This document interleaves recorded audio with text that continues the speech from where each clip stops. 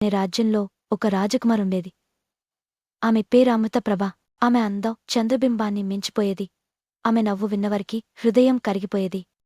ఒక రాత్రి ఆ రాజ్యంలోకి రాక్షసుల గుంపు దూసుకొచ్చింది.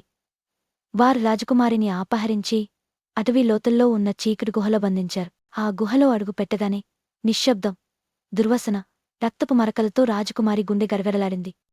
రాక్షసులు నిర్ణయం తీసుకున్నారు. పౌర్ణమి రాత్రి వచ్చినప్పుడు రాజకుమారిని బలి ఇవ్వాలని. కాని రాజకుమారి తెలివైనది.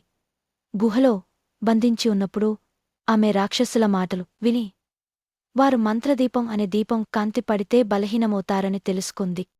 ఆమె తన తెలివితో రాక్షసుల దృష్టి తప్పించి గుహలోని పాతగదిలోకి వెళ్ళింది.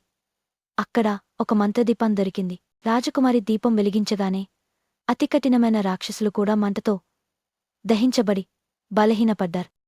రాజకుమారి ఆ అవకాశాన్ని వినియోగించుకుని గుహ నుండి బయటకు పరిగెత్తింది.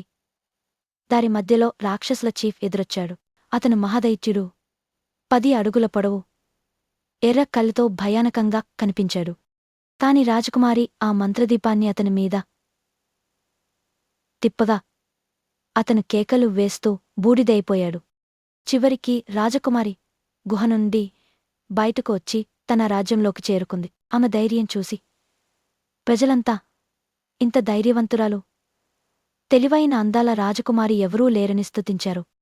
ఆ రోజు నుండి రాజ్యంలో ప్రతి అమ్మాయికి ఒక పాఠం నేర్పారు. అందం మాత్రమే కాదు, తెలివి మరియు ధైర్యం కలిసుంటే ఏ రాక్షసాన్నైనా జయించొచ్చు.